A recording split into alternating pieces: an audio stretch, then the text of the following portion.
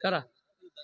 কেউ কি বসতে বলবো না, যার মন যাবে সে বসবে। ডেকে ডেকে জান্নাতে ঢুকলে জান্নাতে আর জায়গা হবে না। জায়গা হবে যে জান্নাতে চলো, যার ইচ্ছা যাবে সে এসে বসবে। আমার যুক্তি, আমি আমার বক্তব্য দেবো। যার ঘর যাবার মন, রাত্রে শোয়াটাও ফজর পর্যন্ত ইবাদত, গিয়ে ঘুমান, দাঁড়িয়ে থাকবেন না প্লিজ। হয় বসে শুনুন, নাহলে চলে যান, বাড়ি চলে যান। আমার ভাই, আমি যেটা আপনাদেরকে মূল তথ্যে নিয়ে যাব, সেটা মূল কথাই এই কোরআন থেকে শুরু করলাম। আপনারা দাবি করলেন আমরা কোরআনকে বিশ্বাস করি। 5 ওয়াক্তের নামাজ পড়া কি কথা বলে না? আমি এই মৌলবিদিকে জিজ্ঞেস করব না, এনারা কোরআন হাদিসের জ্ঞান আছে। আমি আপনাদের কাছে জিজ্ঞেস করছি, 5 ওয়াক্তের নামাজ পড়া ফরজ। আপনারা বললেন যদি ফরজ হয়, আমি চ্যালেঞ্জ ছুড়ে বললাম এই গোটা, এটা দক্ষিণ দিনাজপুর, তো দক্ষিণ দিনাজপুরে যদি সমীক্ষা করে এই আলেমরা, প্রতিটা গ্রামে যদি সমীক্ষা হয়, গড়ে 100 জনের মধ্যে 80 জন বেনামাজি আছে। ঠিক বললাম না ভুল বললাম? বেনামাজি। রসুলের হাদিস আছে, যার নামাজ নাই তার ইসলাম নেই। কি বুঝলেন? অনেক বক্তা অনেক কিছু বলে দেয়, তার ব্যাখ্যা করতে পারে না। তার কারণ হচ্ছে কোরআন হাদিসের জ্ঞান না রেখে স্টেজে হারাম বললে তার দলিল দিতে হবে, তার ব্যাখ্যা দিতে হবে। আল্লাহর কৃপায় দলিল শুনেলেন, তারা যে মুসলমান নয়, ইসলামের মধ্যে নেই, যার নামাজ নেই, তার মারাত্মক দলিল। আমাদের সমাজের কিছু এক অংশ মানুষ আছে, তারা নামাজ পড়ে না, রোজা রাখে না, দিনের সঙ্গে জড়িত নেই, অথচ চায়ের দোকানে তারা বলে আমাদের মতো ভালো লোক পাবি না। নামাজ না পড়তে পারি, রোজা না রাখতে পারি, আমি কিন্তু 1 নম্বর লোক, ভালো লোক। এরকম লোক আছে না? না, গাদা আছে। শুধু আপনাদের দিনাজপুরে নয়, গোটা বাংলায় পাবেন, গোটা ভারতবর্ষে পাবেন। তারা কিন্তু চায়ের দোকানে বসে বলে আমরা পরেজগার, নামাজও পড়ে না, রোজাও রাখে না।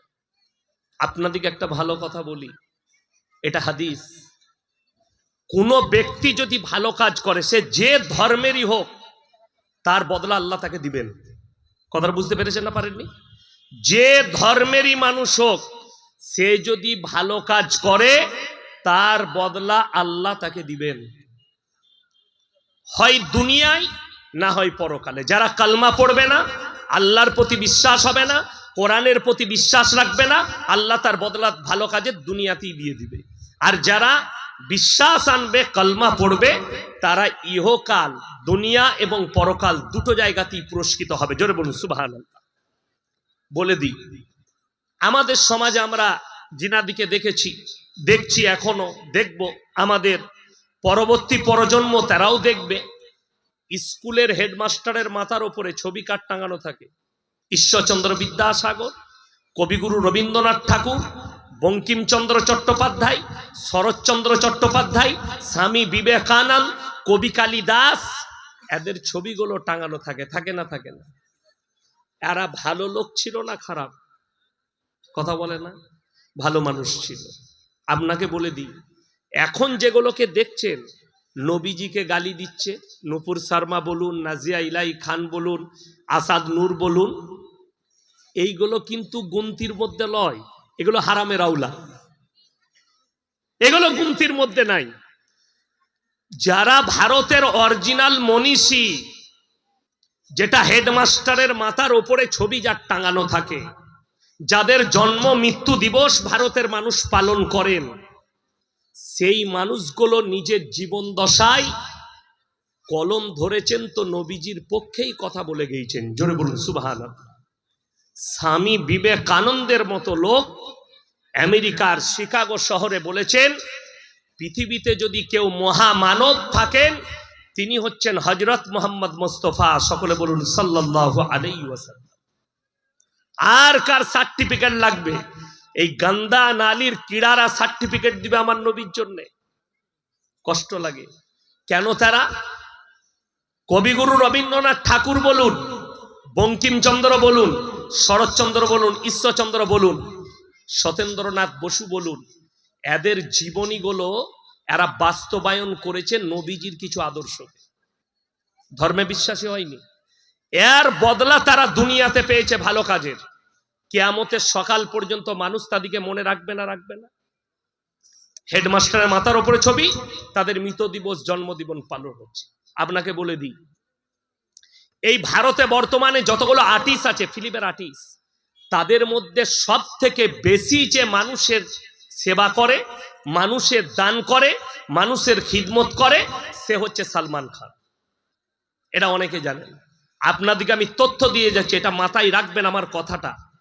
যদি কোনো বাচ্চা ছেলের ক্যান্সার হয়, ব্লাড ক্যান্সার হোক, শারীরিক ক্যান্সার হোক, সে যদি নাবালক হয়, বোম্বের টাটা মেমোরিয়ালে গিয়ে সর্বপ্রথম সালমান খানের চ্যারিটি অফিসে দেখা করবে। 1 টাকা খরচ হবে না, সম্পূর্ণ খরচ সে করবে, এবং আসা যাওয়ার ভাড়াটা, থাকা খাবারটাও পয়সাটা দেয়। 100 টাকা ইনকাম করে, 90 টাকা চ্যারিটিতে দেয় সেবায়। এটা হচ্ছে তার আখলাক, তার ব্যবহার। এর বদলা সে দুনিয়াতে পাবে। কিন্তু এখন বর্তমানে সে মুশরিক, আমাদের কাছে ফতোয়া নিলে। কেন? সে গণেশের উপাসনা করে, যেটা ইসলামে স্পষ্ট নিষিদ্ধ। আল্লাহর কাছে যতগুলো পাপ আছে পৃথিবীতে, সব থেকে নিকৃষ্ট পাপ হচ্ছে শিরকের পাপ। আল্লাহ ব্যতীত অপরকে রব হিসাবে বিশ্বাস করা, ভালো মন্দের মালিক হিসাবে বিশ্বাস করা। অর্থাৎ তার ফ্যামিলি, সে মুশরিক, কিন্তু তার খিদমতটা বড়। এই খিদমতের বদলা সে যদি কালমা না পড়ে, সে যদি ইসলামের মধ্যে দাখিল না হয়, ইস্তেগফার করে ফিরে না আসে, তার বদলা তাকে দুনিয়াতেই দিবে, কিয়ামতের দিনে কিছুই থাকবে না। চলুন এরপরে, যারা মনে করছেন আমি মুসলিম, আমি নামাজ পড়ি না তো কি হয়েছে, আমি রোজা রাখি না তো কি হয়েছে, আমি ভালো কাজ করি, কোরআন শোনাবো। এরপরে কোরআনের দলিল শুনেলে কিয়ামতের দিনে দুটো দল, একটা জান্নাতে যাবে, একটা জাহান্নামের রাস্তায় যাবে। যারা জান্নাতে যাবে তারা তখন জাহান্নামী দিকে দাঁড় করাবে, কি বলে? ফি জান্নাতি ইয়াতাসাআলুনা আনিল মুজরিমিনা মা সালাকাকুম ফি সাকার। কোরআন মারাত্মক কথা। হে ভাই, দাঁড়াও দাঁড়াও দাঁড়াও, তোমরা জাহান্নামে যাচ্ছ, তোমরা বলতে আমরা ভালো লোক, তোমরা বলতে আমরা দামি লোক, নামাজ না পড়তে পারি, আজকে তোমরা জাহান্নামে যাচ্ছ, কারণটা কি? আল্লাহর কসম, কোরআনে উত্তর দিয়ে আছে। আমার রব্বুল আলামিন কোরআন মাজিদের মধ্যে বললেন, পৃথিবীর মানুষকে হে নবী শোনাও, তাদের চোখে পানি পড়বে, আর তারা নম্বর 1 উত্তর যেটা দিবে, ক্বালু লাম নাকু মিনাল মুসাল্লিন, আমরা নামাজি মুসল্লিদের মধ্যে ছিলাম না। এটা নাম্বার 1, আমরা নামাজিদের মধ্যে ছিলাম না, নাম্বার 1 হবে। তাই আল্লাহ আমাদেরকে জাহান্নামে পাঠিয়েছে। এই আমার আগের ভাইজান পয়সা চাইছিল মাদ্রাসার জন্য, মৌলবীরা যায় দরজায়, মাদ্রাসার জন্য পয়সা দেন, এতিম মিসকিনের জন্য পয়সা দেন। অনেক লোক ঘৃণা করে তাড়িয়ে দেয়, অনেক লোক অপদস্থ করে তাড়িয়ে দেয়। তাদের দ্বিতীয় নম্বর উত্তর হবে ওয়ালাম নাকু নুতিমুল মিসকিন, এবং আমরা গরিব আর মিসকিনকে খানা খাওয়াইতাম না। তাই আল্লাহ আমাদিকে জাহান্নামে পাঠিয়েছেন। নাম্বার 3 ওয়াকুন্না নাখুদু মাল খাইদিন। এটা মারাত্মক, সাংঘাতিক, এটা প্যাথেটিক। এই চ্যাপ্টারটা কি? তারা বলবে আমরা দাড়ি টুপি নামাজি মুসল্লিদের হাসি ঠাট্টা মজাক করতাম, তাই আল্লাহ আমাদিকে জাহান্নামে পাঠিয়েছেন। 1 নম্বরে জাহান্নামে যাওয়ার কারণ কি হলো? তারা উত্তর দিবে আমরা নামাজি মুসল্লি ছিলাম না। এইটা হচ্ছে কোরআনের দলিল, যে কেউ যদি বেনামাজি হয়, আর সে যদি মনে করে আমার বাপ দাদুর দুয়াই পেরুবো, আমার বাপ হাজি, আমার মা হাজি বিবি, আমার মা পরেজগার, আমার বাপ তাহাজ্জুদ গুজার, আমি যাই করি, যতই পাপ করি, আমি মরে গেলেই আমার বাপ মা দোয়া করবে, তাদের বাদাউলাতে পেরিয়ে যাব। তারা শুনেলেন। সবাই নিয়ত করুন তো 5 ওয়াক্তের নামাজি হবো। হাত তুলে বলুন তো ইনশাআল্লাহ। হাত তুলেন, তাড়াতাড়ি হাত তুলেন। মুসলমান হলে হাত তুলেন যে আমরা নামাজ পড়বো। জোরে বলুন ইনশাআল্লাহ। যুবক যুবতী সাধারণ, নামাজ কেউ ছাড়বেন না। যার নামাজ নাই, নবীজি সাল্লাল্লাহু আলাইহি সাল্লামের হাদিস, তার মধ্যে ইসলাম নেই। অথচ দুঃখ কি, 80% লোক বেনামাজি, অথচ আপনি বলছেন আমি নবীকে মহব্বত করি, আমি মুসলমান। নাম্বার 1 গেল। নাম্বার 2, সুদ খাওয়া কি? কথা বলে না। আমি আলেম দিকে জিজ্ঞেস করি না আপনাদিকে, সুদ খাওয়া কি ইসলামে স্পষ্ট হারাম আছে না নাই? ইসলামে এটা মৌলবীদের কথা নয়, কোনো মুহাদ্দিসের কথা নয়। কোরআন কি বলছে? ওয়াহাল্লাল্লাহুল বাইয়া ওয়া হাররামার রিবা, তোমাদের জন্য সুদকে হারাম করা হলো আর ব্যবসাকে হালাল করা হলো। হে আমার নবী, তুমি তোমার উম্মতিকে শুনিয়ে দাও, আমার এই কথাটা পৌঁছে দাও। সুদ হারাম, ব্যবসা বাণিজ্য তোমাদের জন্য হালাল। আপনারা বলুন, নিশ্চয়ই আপনাদের এলাকায় মুসলমানরা সুদখোর নাই, তাই তো? কথা বলেন, আছে? সুদখোর আছে না নাই? আছে। যে লোকটা, আচ্ছা হাত তুলেন তো, এমন কে ব্যক্তি আছেন যে জানেন না যে সুদ খাওয়া হারাম? সবাই জানে না? জানে না। আচ্ছা, জেনে শুনে যে লোকটা সুদ খাচ্ছে, সে আল্লাহর সঙ্গে যুদ্ধ ঘোষণা করলো না করলো না? কোরআনে হারাম বলেছেন আল্লাহ, তো আল্লাহর বিরুদ্ধে কেউ যদি আচরণ করে, সে আল্লাহর সঙ্গে যুদ্ধ ঘোষণা করলো না করলো না? সেই লোক আর মুমিন থাকবে? কথা বলেন, থাকবে না। অথচ রাসূলের হাদিস আছে, কেউ যদি 1 টাকা সুদ খায়, মায়ের সঙ্গে 36 বার জিনা করার সমান পাপ হবে। আমি ইয়াসিন কেন বলছি সুদের বায়ান? আমার কিন্তু চাকরি যাবার ভয় নাই। আমার চাকরি যাবার ভয় আছে? কথা বলে না। আমার চাকরি যাবার ভয় নাই। চাকরি যাবাই ভয় কার? ইমামের। ইমাম সাহেব যদি জুম্মায় খুতবা দেয় সুদের, সকালবেলা ইমামের চাকরি চলে যাবে। কারা তাড়াবে? সুদখোর মালকটা। এই আমি সুদের বায়ান করছি, সকালবেলায় আপনার এলাকার চায়ের দোকানগুলো খোঁজ নিবেন, আমাকে যারা গাল দিবে তারা হচ্ছে সুদখোর মালকটা। চায়ের দোকানে বসে ও বাজে মৌলবি, ওকে ওর কথা শুনে। আরে আমার ভাই, আমার মা বোন, এটা তো মৌলবি ইয়াসিনের কথা নয়, এটা তো মৌলবিদের ভাষা নয়, কোন মুহাদ্দিসের ভাষা নয়। রাসূল সাল্লাল্লাহু আলাইহি সাল্লামের হাদিস আর আল্লাহর কালাম। আল্লাহ ডাইরেক্ট হারাম বলেছে। কালকে আমাকে প্রশ্ন দিয়েছিল যে ব্যাংকের সুদ, সেটা একজন ঝাড়খণ্ডের কোন মুফতি বলেছে ব্যাংকের সুদটা খাওয়া যাবে। আমি বললাম, সে সুদ খেয়ে মৌলবি হয়েছে, সুদের পয়সায় মৌলবি তৈরি হয়েছে, ওই জন্য তার জন্য সুদ হারাম, সুদটা হালাল। কিন্তু আমাদের কাছে সুদ হার হালতে হারাম। সুদ ইজ সুদ, এর কোনো তোড়ফোড় নাই, কোনো জোর নাই। এটা মাথায় রাখবেন। আল্লাহ স্পষ্ট করেছে, আপনি ব্যবসা করুন, আপনি আলু ব্যবসা করুন, সকালবেলায় গিয়ে বুনিয়াদপুরে আলু বিক্রি করুন, 5 বস্তা আলু বিক্রি করে আপনি 1000 টাকা লাভ করেছেন। আল্লাহর কসম করে বলছি, হালাল টাকা। সেই টাকায় আপনি যদি সবজি ভাত খান, হালাল, আপনার সন্তানের মুখে তুলে দিবেন, হালাল খাবার তুলে দিয়েছেন। আর রাসূলের হাদিস, যারা নিজেদের সন্তানের মুখে হারাম খাবার তুলে দেয়, সেই সন্তান নেক হতে পারে না, কখনোই নেক হবে না। ওই জন্যে অনুরোধ করে যাচ্ছি, যারা সুদ খান আজ থেকে ইস্তেগফার করেলেন, কাল থেকে আর সুদ খাবো না, ফিরে আসবো। মানুষ যদি ফিরে আসে, অনেকজন মনে করবেন, যেমন কোরআন হাদিসের জ্ঞান না থাকলে কিয়ামতের আলামতের মধ্যে একটা আলামত বলে দিচ্ছি।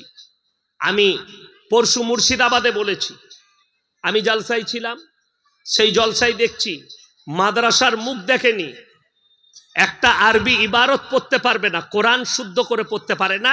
লিস্টে দেখছি সে প্রধান বক্তা আর মৌলবি কটা সব নিচে। আমি বললাম, এটা কিয়ামতের আলামত। কেন? মূর্খরা কোরআন হাদিস বলবে আর অপব্যাখ্যা করবে, আর সাধারণ মানুষ তাদেরকে বড় স্কলার ভাববে, আর আলেমরা চুপচাপ বসে দেখবে, আর আলেম দিকে স্টেজে অপমান করা হবে। এটা কিয়ামতের আলামতের মধ্যে একটা বড় আলামত। যাদের কাছে কোরআন হাদিসের জ্ঞান আছে তারা অপমানিত হবে, আর যাদের কাছে নেই তারা হবে স্কলার। এটা রাসূলের হাদিস। সেই দিনে ওই রকম হুগলি ডিস্ট্রিক্টে একজন বয়ান করছে, একটা গল্প শোনাচ্ছে। আমি বললাম, কোথায় পেলেন? বললে মোবাইল। আমি বললাম, তুই মোবাইলে পাস করা মৌলবি, মাদ্রাসায় পড়া মৌলবি লস।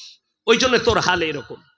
মাদ্রাসায় পড়াশোনা করো, আলেমের পাশে উঠা বসা করো, কমপক্ষে কোন স্কলারের কাছ থেকে হাদিসের ব্যাখ্যা বিশ্লেষণ জানো। কোরআনে আছে, ডাইরেক্ট বলে দিচ্ছে, যদি ভাই কেউ বিড়ি সিগারেট খাই, সে আর জীবনে কোনোদিন জান্নাত পাবে না, জাহান্নামে যাবে। যা হারামখোর, কি বলে দিলি রে? সে আর জীবনে জান্নাত পাবে না? একবার সিগারেট খেলে, বিড়ি খেলে, গুটকা খেলে? তোমার জানা নাই, কেউ যদি শিরকেও লিপ্ত হয়, সে বুঝার পরে যদি ইস্তেগফার করে ফিরে আসে, অবশ্যই আল্লাহ দয়াবান এবং ক্ষমাশীল। যদি বলেন কোরআন, সূরা ফুরকান একবারই শেষ রুকু, ইল্লা মান তাবা ওয়া আমানা ওয়া আমিলা আমালান সলিহা ফাউলাইকা ইউবাদদিলুল্লাহু সাইয়্যাতিহিম হাসানাত ওয়া কানাল্লাহু গফুরার রহিমা। যে বা যাহারা ইস্তেগফারের মতো ইস্তেগফার করবে, আল্লাহকে বিশ্বাসের মতো বিশ্বাস করবে, তারা নিজের পাপ থেকে তওবা তিল্লা করবে, আল্লাহ তারা যদি পাহাড়ের মতো গুনাহ করে, আমার আল্লাহ ওই গুনাহগুলো ক্ষমা করে অতটা নেকি দান করবেন। জোরে বলুন সুবহানাল্লাহ। একটা জেনে পাপ, একটা না জেনে পাপ। কেউ জানে না সুদ খাওয়া এত বড় পাপ, সে জেনে গেল, ইস্তেগফার করে ফিরে এলো, আল্লাহ তার গুনাহ মাফ করবেন। কেউ জানে না জিনা করা এত বড় পাপ, সে জিনা করে ফেলেছে, আল্লাহর কাছে ক্ষমা চাইবে।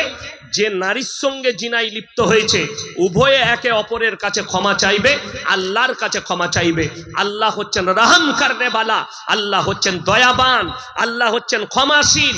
নিজের বান্দার প্রতি রিওয়ায়েতে আছে, আমার বান্দা গুনাহ করতে ভালোবাসে, আমি আল্লাহ ক্ষমা করতে ভালোবাসি। জোরে বলুন সুবহানাল্লাহ। ওই জন্যে ভেবে চিন্তে ইলম হাসিল করে কথা বলতে হয়। যেখানে সেখানে যা সা বলে দিলে মানুষ বিপদে পড়ে যাবে, সে আর পাপ থেকে ফিরবে না। একটা অমুসলিম ব্যক্তি সারা জীবন আল্লাহ ব্যতীত অপরের উপাসনা করেছে, কিন্তু যেদিনে কালমা পড়েছে সেদিন আল্লাহ তাকে কবুল করে দিয়েছে। আপনারা জানেন বাবরি মসজিদের ওপরে যে লোকটা প্রথম হামবার মেরেছে, তার নাম বলবীর সিং। তিনি ইন্তেকাল করে গেছেন, আল্লাহ তাকে ইসলামের জন্য কবুল করে নিয়েছেন। জোরে বলুন সুবহানাল্লাহ। যে লোকটা প্রথম হামবার মেরেছে বাবরি মসজিদের ওপরে, আল্লাহ তাকে দাওয়াতের জন্য, ইসলামের জন্য কবুল করলো। এবং সেই লোকটা কালমা পড়ার পরে তিনি নিয়ত করলেন, আমার যা ইনকাম হবে, যা সম্পত্তি আছে, আমি বেচে দিয়ে মৃত্যুর আগে 100টা মসজিদ তৈরি করে যেন আল্লাহ আমাকে মৃত্যু দেয়। সেই লোকটা 70টা মসজিদ নিজের হাতে তৈরি করেছে। জোরে বলুন সুবহানাল্লাহ। এই লোকটাকে আল্লাহ ক্ষমা করবেন না? ওই জন্য জেনে বুঝে কথা বলতে হয়। চলুন, যারা জানেন, যে ব্যক্তিরা জানে যে সুদ খাওয়া হারাম, আপনি মৌলবীর কথাকে, কোরআনের কথাকে উপেক্ষা করে, যে এদের কথা মানি না, কোরআনের কথা মানবো না, আমার পয়সার দরকার, আমার টাকার দরকার, আমি সুদ খাবো, এই লোকটার গুনাহ মাফ হওয়া মুশকিল আছে। যে জিদ করে করে করবে, জেনে শুনে করবে, বলে বলে করবে, যে বললেও মৌলবীদের কথা শুনবো না, আলেমের কথা শুনবো না, কোরআন হাদিসের কথা মানবো না, এই লোকটার জন্য ক্ষমা পাওয়া মুশকিল হবে। এরপর বলুন, মদ খাওয়া কি হারাম না হালাল? কথা বলেন। মদ স্পর্শ করা হারাম। নিশাগ্রস্ত জিনিস তোমরা স্পর্শ করো না, তোমাদের জন্য হারাম করা হলো। আপনি অবাক হবেন, আপনার দিনাজপুরে দেখিয়ে দেবো, মুসলমান মদ খায়, মদ বিক্রিও করে। ঠিক বললাম না ভুল বললাম? চলুন, বুনিয়াদপুরে, গঙ্গারামপুরে, যেখানে যাবেন, বালুরঘাটে, রায়গঞ্জে, মুসলমান মদ খায় প্লাস মদ বিক্রি করছে। আপনি অবাক হবেন। যারা গাড়ি চালায়, যারা বহরমপুর যান, 4 চাকা নিয়ে হোক, বাইক নিয়ে হোক, যদি হাই রোডে আসেন 34 নম্বরে, পলসন্ডা মোড় পার করে পেট্রোল পাম্পের গায়ে একটা ধাবা আছে, ধাবাটার নাম পাপ্পুদা ধাবা, পাঞ্জাবিদের।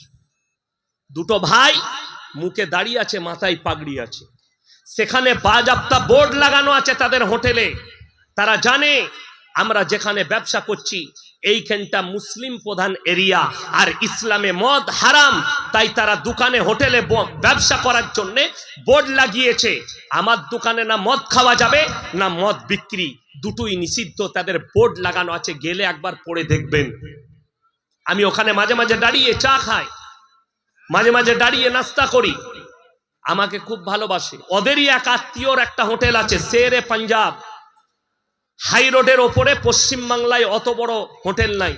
কোলাঘাট, দীঘা যেতে কোনেতে পড়বে কোলাঘাটে, শেরে পাঞ্জাব, ওই পাঞ্জাবিদেরই হোটেল।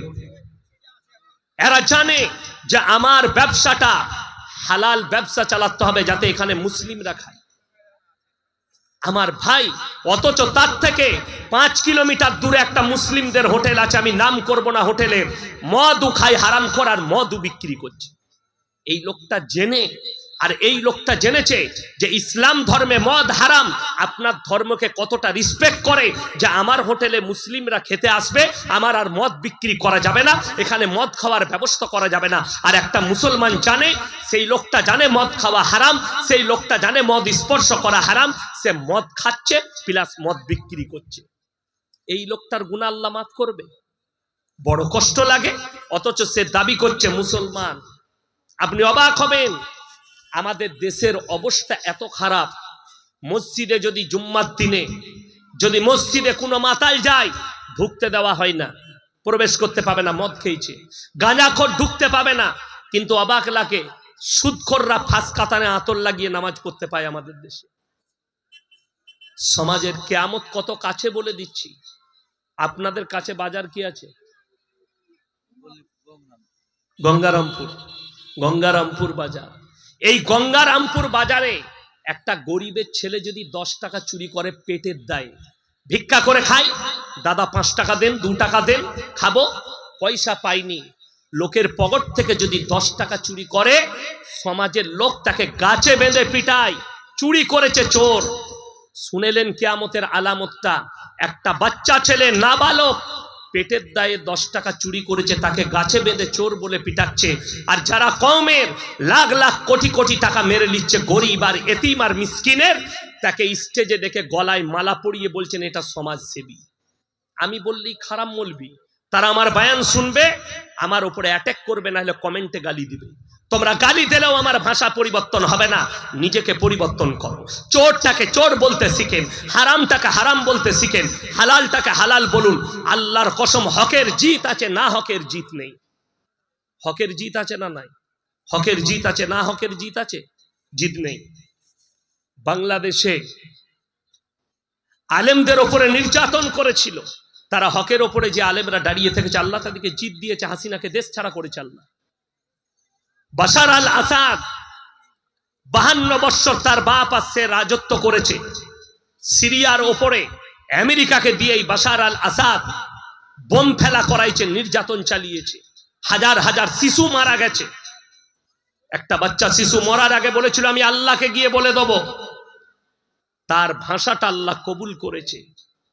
গত 3 দিন আগে দেশ ছেড়ে পালিয়েছে, সে মারা গেছে নাকি জানে না, তার ফ্যামিলিকে নিয়ে বাশার আল আসাদ বিদ্রোহীরা দেশটাকে দখল করে ফেলেছে, তাদের হাতে চলে গেছে। বাশার আল আসাদ দেশ ছেড়ে পালিয়েছে, এটা হচ্ছে আল্লাহর মার। হকের জিত হয়েছে, না হককে সরে যেতে হয়েছে। আপনি একটা সমাজের বুকে হক কথা বললে আপনি হয়তো 2 মিনিট, 2 দিন, 2 বছরের লেগে খারাপ হবেন, কিন্তু যেদিনে সে বুঝতে পারবে আপনি হক, তো আপনার সব থেকে বেশি দোয়া আপনি পাবেন। 4 বছর আগে আমাকে এক জায়গায় দাওয়াত দিয়েছিল, কি বললে, আমি আজকে আমার জীবনে 17টা বছর ফারেক হওয়ার পর থেকে, আমার বিয়ের পর থেকে আমি কোনো বিবাহে অ্যাটেন্ড করি না, না আমার আত্মীয় না আমার বন্ধু বান্ধব কারো বিয়ে, ইচ্ছা যায় না। সুন্নতের খিলাফ বিয়ে, বেশিরভাগ হারাম কাজ হয় আমাদের বিবাহে, ওই জন্য আমাকে অ্যাটেন্ড করতে মন যায় না। চলুন, অবাক শুনেলেন, আমাকে দাওয়াত দিল, হুজুর আমার সালা চাই আপনি তার বিবাহটা নিকাহটা পড়ান। আমি যাব ইনশাল্লাহ, কিন্তু কোন রকম সুন্নতের খিলাফ কাজ হলে আমি পালিয়ে যাব। ওয়াদা একদম শর্ত রেখেছিলাম, বললে কিচ্ছু হবে না। আমার মুর্শিদাবাদে জলসা, আমার ড্রাইভারকে বললাম ওই রাস্তায় পড়ছে, চলো আমরা যাই, ওখানে খেয়ে দে বিয়ে পড়িয়ে চলে যাব, নিকাহ পড়িয়ে। বললে ঠিক আছে। বেরিয়ে আমি সবারই আগে পৌঁছে গেছি। বরযাত্রী ঢুকবে 11টায়, বর ঢুকবে বিয়ে করতে, আমি পৌঁছে গেছি 10:30টায়। তারা রাস্তায় ঢুকেই দেখছি বিয়ে বাড়িতে গান বাজছে। আমি আমার ড্রাইভারকে বললাম এই বাড়িটা হবে না। বলে না এটা এমন না, এটা হবে না। মেয়ের বাপ বেরিয়ে এসে বলছে হুজুর এই বাড়িটাই। আমি বললাম এটা তো মুসলিমদের বাড়ি হতে পারে না, আমি তো বলেছিলাম সুন্নত তরিকায় বিয়ে হবে, তোমার বাড়িতে গান বাজছে। কি বলছে জানেন, হুজুর ছোট ছেলেরা বাজাচ্ছে। আমি বললাম তুমি হিজড়ে, তুমি হিজড়ে নাকি বলো আগে। আমাকে বললে হুজুর পালিয়েন না, একটু নাস্তাটাও করে যান। আমি তাকে বললাম, তুমি রাসূলের হাদিস শুনে লাও, যারা আল্লাহর রাস্তায় দ্বীনের পথে থাকবে আল্লাহ মৃত্যুকাল পর্যন্ত ইজ্জতের রুজি দান করবেন। তোমার এই নাস্তার থেকে দামি নাস্তা প্রত্যেকদিন আল্লাহ আমাদের দস্তরখানে দেয়। তোমার নাস্তাটা মেটার নয়, তুমি হারাম কাজ করেছো, এই নিকা ইয়াসিন পড়াবে না। আমি পালিয়ে এলাম। আমার বন্ধু 2 বছর আমার সাথে কথা বলেনি। তারপরে যেদিনে হক বুঝতে পেরেছে সেই দিনে আমার কাছে এসে হাত ধরে ক্ষমা চেয়েছে। আমি বললাম, আল্লাহ তোমাকে হিদায়াত দিয়েছে, এর থেকে বড় আর কিছু নয়। আপনাদিকে এরপরে দলিল দিচ্ছি, 2টো মারাত্মক দলিল। একটা আরবি কিতাবের গল্প, সত্য ঘটনা নয়। কি বললাম? গল্প মানে কি? বানিয়ে একটা কথা বলা, সমাজের শিক্ষা হয়। আর একটা হচ্ছে কোরআন, রাসূলের হাদিস আর কোরআন। একটা শোনাবো, আর একটা শুনেলেন। হক থাকলে হকের ওপরে টিকে থাকলে। একজন বাদশা, তার 3টে বেটা। কটা বেটা বললাম? কথা বলেন। 3টে বেটা একজন বাদশা। সেই বাদশা ইমানদার বাদশা, নেক বাদশা। সে মনে মনে ভাবছে, আমার 80 বছর বয়স হয়ে গেল, আমি যদি মারা যাই, আমার জায়গায় যদি কোনো নাহক বাদশা বসে যায়, আমার সন্তানরাই যদি না হকে চলে যায়, তাহলে আমার প্রজারা কষ্ট পাবে। আমার মতো ইমানদার একজন বাদশা আমি বেঁচে থাকতে থাকতে নিযুক্ত করে যেতে হবে। এরপরে বাদশা এলান করলেন, হে আমার রাজ্যের 25 থেকে 30 বছরের যুবকেরা শোনো, তোমরা সবাই আমার সামনে অমুক তারিখে হাজিরা দাও। সবাই তোমরা হাজির হও। 3টে বেটা মনে মনে ভাবছে, এই যুবকদের সামনে আমার আব্বা আমাকে বাদশা ঘোষিত করবে। বড় মনে করছে আমাকে দেবে, মেজ মনে করছে আমাকে দেবে, আর ছোট মনে করছে আমাকে বেশি ভালোবাসে আব্বা, আমাকেই রাজত্ব দেবে। এরপরে সেই তারিখে যুবকরা হাজির। বাদশা তার ছেলেদিকে বললে, তোমরাও লাইনে দাঁড়িয়ে যাও, এদের লাইনে তোমরাও যাও। এরপরে বাদশা বললে, শোনো, আমি তোমাদের মধ্যে থেকে একজন হক্কানি ইমানদার বাদশা নিযুক্ত করব। তার জন্য 1 বছর পরীক্ষা করব। পরীক্ষাটা কি? শোনো, তোমাদিকে একটা করে ফলের বীজ দেব, যার গাছটা 1 বছর পরে সব থেকে সুন্দর হবে তাকে আমি রাজত্ব দান করব। তিনি সব প্রজাকে বললে, আমার কামরার ভেতরে 1 বস্তা বীজ রাখা আছে, নিয়ে এসে ঢেলে দাও। ঢেলে দিলেন। সবাই কি বললে, একটা করে বীজ তুলে নাও। প্রত্যেকটা যুবক, এমনকি বাদশার 3টে বেটা, তারাও একটা করে বীজ তুলে নিল। একটা লাস্টে বীজ পড়ে আছে, একটা গরিব বুড়ি মায়ের সন্তান, তার নাম মাহমুদ। সেই মাহমুদ এসে লাস্টের বীজটা কুড়িয়ে নিয়ে গেল। বুড়ি মা ঝুপড়ি বাড়িতে কাজ করে, ঝুপড়ি বাড়িতে থাকে, লোকের খেজুরের বাগানে কাজ করে, চুটায় খেজুর পেড়ে দেয়, কিছু পয়সা পায়। সেই মাহমুদ তার মাকে জিজ্ঞেস করলে, মা, এই চারা গাছটা 1 বছর পরে যার গাছটা সব থেকে সুন্দর হবে, বাদশা তাকে রাজত্ব দিবে, কিভাবে লাগাবো? একটা জায়গার মধ্যে, টবের মধ্যে বীজটাকে রোপণ করলেন। মাটি দিয়ে যেভাবে লাগায়, প্রত্যেক দিন পানি দেয়, 5 ওয়াক্তের নামাজি, ছেলেটা হক পথে চলে। 3 মাস কেটে গেল। রাজ্যের সমস্ত যুবকের টবে গাছ বেরিয়েছে, কিন্তু মাহমুদের টবেতে কোনো গাছ বের হয়নি। 6 মাস কেটে গেল, 9 মাস কেটে গেল, এমনকি 12টা মাস কেটে যাচ্ছে, কারু সবারই টবে গাছ হয়েছে, মাহমুদের টবেতে কোন রকমের গাছ বের হয়নি। এরপরে বাদশা এলান করলেন, তোমরা সবাই রাজ্যের যুবকেরা শোনো, অমুক তারিখে তোমরা নিজের নিজের গাছ নিয়ে আমার রাজসভাতে হাজিরি দাও। আমার বাদশাহীতে চলে এসো রাজ ভবনে, সবাই নিজের নিজের গাছ নিয়ে। সেই দিনে সবাই সকালবেলায় নতুন নতুন জামা পরে গোসল করে নিজের নিজের গাছ নিয়ে বের হয়েছে। ফজরের নামাজ পড়ে মাহমুদ বাড়িতে মন মারা হয়ে বসে আছে। মা বললে, বাবা কি হলো? বাদশা আজকে বলেছে গাছ নিয়ে যেতে। মা, আমার টবে কোনো গাছ নেই। মাহমুদের মা বললে, বেটা, তুমি হকের ওপরে টিকে আছো, তুমি গাছ লাগিয়েছো, বের হয়নি, তুমি এই টবটাই নিয়ে চলে যাও। মাহমুদ চলে গেল, পুরনো জামা পরে আছে, গোসল করে বেরিয়ে গেল, খালি টবটা নিয়ে পেছনে দাঁড়িয়েছে। এরপরে বাদশা সিংহাসনে এলেন, সমস্ত গাছগুলো পরিদর্শন করলেন। বললে, লাস্টে আমি একটা যুবককে দেখতে পাচ্ছি, যার টবেতে কোনো গাছ নেই। তোমার নাম কি? বললে স্যার আমার নাম মাহমুদ। বললে তুমি তোমার টবটা নিয়ে আমার সিংহাসনের কাছে এসো। সেই মাহমুদ ভয়ে ভয়ে বাদশাহ আমাকে মারবে না কেটে দিবে, টবটা নিয়ে এসে নামালো। আর বাদশাকে বললে, বাদশাহ আল্লাহর কসম করে বলছে আমি সত্যবাদী, এই টবে আমি বীজ রোপণ করেছি, জানি না আমার টবে কেন গাছ বের হয়নি, আর ইনাদের কি করে বেরিয়েছে আমি তো নিজেই জানতে পারছি না। আমি অনেক মেহনত করেছি, গাছ বের হয়নি, হয়তো বীজটা পচে গেছে। বাদশাহ হাসলেন আর বললেন, মাহমুদ তুমি আমার স্টেজে এসো সিংহাসনের কাছে। তিনি সিংহাসন থেকে উঠলেন আর বললে, তুমি আমার এই সিংহাসনে বসো।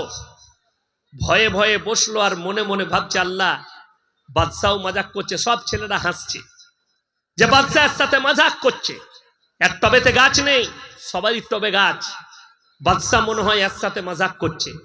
এরপরে যখন সিংহাসনে বসে গেল মাহমুদ, বাদশাহ এলান করলেন, হে আমার রাজ্যের মানুষ, রাজ্যের যুবকেরা শোনো, আজকে আমি তোমাদের সামনে একজন ইমানদার বাদশাকে ঘোষণা দিচ্ছি, তার নাম হচ্ছে একমাত্র মাহমুদ। সমস্ত যুবক বললে, বাদশাহ আপনি বলেছিলেন যার টবেতে গাছটা সব থেকে সুন্দর হবে তাকে আপনি রাজত্ব দিবেন। অবশ্যই বলেছিলাম, কিন্তু আমি যে বীজটা তোমাদিকে দিয়েছিলাম ওই বীজটা গরম পানিতে সিদ্ধ করে শুকিয়ে দিয়েছি। কেমন করে তোমাদের গাছ হয়েছে? তোমরা বাজার থেকে অন্য বীজ কিনে নিয়ে এসে গাছ রোপণ করেছো। তোমরা সবাই 2 নম্বরই করেছো আমার সঙ্গে। একমাত্র হকের ওপরে টিকে আছে মাহমুদ। আমার ওই বীজটা রোপণ করার কারণে তার টবেতে কোনো গাছ বের হয়নি। অর্থাৎ আজকের রাজত্বর দাবিদার একমাত্র মাহমুদ। জোরে একবার বলুন সুবহানাল্লাহ। এটা গল্প। হকের ওপরে টিকে থাকার কারণে বাদশাহ তাকে রাজত্ব দান করলেন। মাহমুদ পেল যে ছেলেটা হকের ওপরে টিকে আছে। এটা গল্প শোনালাম, মিথ্যা সত্য পরের ঘটনা, এটা সামান্য একটা গল্প। এরপর চলুন হাদিসে চলুন। আমার নবী, বিশ্ব নবী জানাবে মুহাম্মাদুর রাসূলুল্লাহ, সকলে বলুন সাল্লাল্লাহু আলাইহি ওয়াসাল্লাম, নবীজি মক্কা নগরীতে এলান করলেন, ওয়ামা ইউকরিদুল্লাহ কারদান হাসানা। আল্লাহর রাস্তায় কে কি কারদে হাসানা দিবে বলো, দান করবে বলো। গোটা মক্কায় হুলুস তুলুস। মক্কার বেঈমান কাফেররা বলতে লাগলো, শুনো শুনো মুসলমানদের আল্লাহ ফকির হয়েছে। জোরে বলুন নাউজুবিল্লাহ। বেঈমান কাফেররা এরকম এলান করতে লাগলো। হযরতে আবু বকর সিদ্দিক রাদিয়াল্লাহু তাআলা আনহু মদিনার মক্কার এক গলি দিয়ে পেরিয়ে যাচ্ছেন। 2 জন কাফের বেঈমান বসে, তারা আবু বকরকে দেখে মজাক করে বলছে, শুনেছিস শুনেছিস মুসলমানদের আল্লাহ ফকির হয়ে গেছে। হযরতে আবু বকর বরদাস্ত করতে পারেননি, বেঈমানকে এক চর মেরেছে, বেঈমান বেহুশ হয়ে পড়ে গেছে। হযরতে আবু বকর চলে গেলেন। বেঈমান যখন হুঁশ ফিরেছে, হুঁশ ফিরা মাত্র উঠে একবারই নবীজির কাছে হাজির। হে আল্লাহর নবী, আপনার আবু বকর আমাদিকে বিনা কারণে চর মেরেছে। উক্তকালে আবু বকর হাজির। হে আমার আবু বকর, তুমি কি বেঈমানকে চর মেরেছো? হযরতে আবু বকর সিদ্দিক রাদিয়াল্লাহু তাআলা আনহু বললেন, হে আল্লাহর নবী, আল্লাহর শানে এমন কথা বলেছে আমি বরদাস্ত করতে পারিনি, তাই আমি বেঈমানকে চর মেরেছি। বেঈমান কাফের সঙ্গে সঙ্গে বললে, मैं अपने माबूदों की कसम खा के कहता हूं मैंने इसे नहीं कहा। আমি এরকম বলিনি। আপনার আবু বকর মিথ্যা কথা বলছে। আমার সাক্ষী আমার বন্ধু। আপনার আবু বকরের সাক্ষী কে আছে? আবু বকর একা, বেঈমানরা 2 জন। আল্লাহর নবী বিচারে বসেছেন, রাহমাতুল লিল আলামিন, পৃথিবীর সেরা শ্রেষ্ঠ ব্যক্তি বিচার করছেন, নিজের কলিজার টুকরা হযরত আবু বকরের। আমাদের দেশে বিচার হলে কেউ যদি গাঢ় দুধের চা খাইয়ে দেয়, বিচার পাল্টিয়ে যায়। ঠিক বললাম না? 500 টাকা গুঁজে দিলে আমাদের বিচার পাল্টিয়ে যায়। আর রাহমাতুল লিল আলামিন বিচার করতে বসেছেন কলিজার টুকরার। আল্লাহর নবী আবু বকরকে নিদান দিলেন, হে আবু বকর, তুমি যদি সাক্ষী না আনতে পারো, আমি বেঈমানকে বলবো মেরে প্রতিশোধ নিয়ে নাও। নবীজির চোখে পানি, হযরতে আবু বকরের চোখে পানি। হযরতে আবু বকর ভাবছেন, আমার নবী হচ্ছেন ন্যায় পরায়ণ, আমি যদি সাক্ষী না আনতে পারি, বেঈমানকে বলবে মেরে প্রতিশোধে নিয়ে নাও। আর আল্লাহর নবীর চোখে পানি, নবীজি বুঝতে পেরেছেন আমার আবু বকর কোনোদিন মিথ্যা কথা বলবে না। নবীজি জানছেন আমার আবু বকর জীবনে মিথ্যা কথা বলবে না। এই মাত্র আল্লাহ তাআলা জিবরিল আমিনকে পাঠালেন। জোরে বলুন সুবহানাল্লাহ। আচ্ছা আপনারা বলুন, এই গল্পটা, এই কথাটা শুনে হকে কে আছে? বেঈমান কাফের না আবু বকর? হযরত আবু বকর। কে সাক্ষী পাঠাচ্ছেন? আল্লাহ রাব্বুল আলামিন জিবরিল আমিনকে পাঠালেন। কোরআন, ইন্নাল্লাহা ফাকিরু ওয়া নাহনু আগনিয়া সানাকতুবু মা ক্বালু। হে আমার নবী আবু বকরের সাক্ষী আমি আল্লাহ দিচ্ছি, বেঈমান কাফের মুশরিক বলেছে আল্লাহ ফকির। আল্লাহ নিজে সাক্ষী দিলেন হকের উপরে টিকে থাকার কারণে।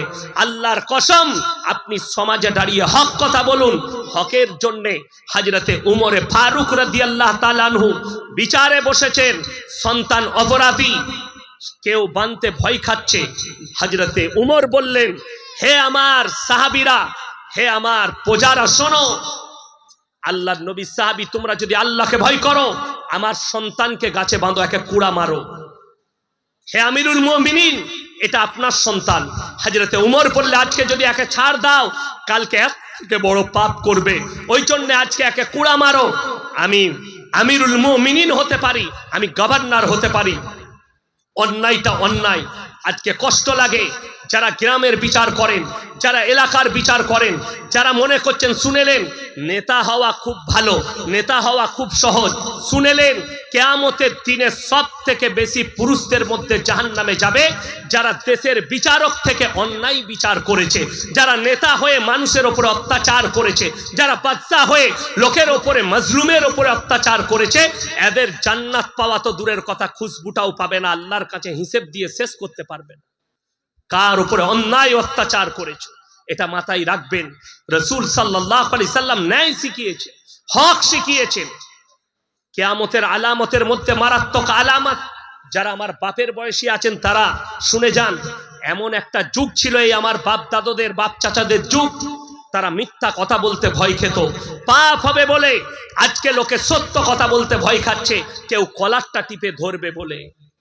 বাংলাদেশে দেখেননি, স্টেজের ওপরে বক্তাকে হক কথা বলার কারণে কলার ধরা, অপমান করা, স্টেজের ওপরে অ্যাটাক করা। কে অ্যাটাক করছে? নেতা। কে অ্যাটাক করছে? কাউন্সিলর। কে অ্যাটাক করছে? অমুকজন। দুঃখ লাগে, বেদনা লাগে। এগুলো কিয়ামতের আলামত। এরা কিয়ামতের দিনে কঠিন জায়গায় দাঁড়াবে। ওই জন্যে যারা মনে করছেন আমি গ্রামের বিচার করার দায়িত্ব পেয়েছি মানে আমার বিরাট ব্যাপার, তোমার সব থেকে কঠিন ব্যাপার। একটা বিচার যদি অন্যায় করে থাকো, কারুর পক্ষ নিয়ে করো, কিয়ামতের দিনে তোমার জন্য পেরোনো দুষ্কর হয়ে যাবে, এটা মাথায় রাখবে। আল্লাহ তাআলা আমাদেরকে হেফাজত করুক, বলুন আমিন। আজকে শুনেলেন বেঈমান কাফেরদের যে মেহনত ছিল তারা কামিয়াবি লাভ করেছে, আমরা নাকাম। আজকে ভেবে দেখেলেন মুসলমানের সম্পর্ক আজকে কোরআনের সাথে নেই, মুসলমানের সম্পর্ক রাসূলের আদর্শের সাথে নেই, মুসলমানের সম্পর্ক আলেমদের সঙ্গে নেই। বেঈমান কাফেরদের মেহনতই ছিল যে এদিকে আলেম থেকে বিচ্ছিন্ন করে দাও, এদিকে কোরআন থেকে বিচ্ছিন্ন করে দাও, এদিকে রাসূলের আদর্শ থেকে বিচ্ছিন্ন করে দাও, আর তারা কামিয়াবি লাভ করেছে। আপনি বলুন দাড়ি রাখা কি? কথা বলে না। এ দাড়ি রাখা কি? কথা বলে না। জানেন না আপনারা? আচ্ছা দাড়ি কাটা কি সুন্নত? হারাম। যদি দাড়ি কাটা হারাম হয়, 100টা মুসলমানের মধ্যে 90 জন দাড়ি চাচা মাল। ঠিক বললাম না ভুল বললাম? বড় কষ্ট লাগে।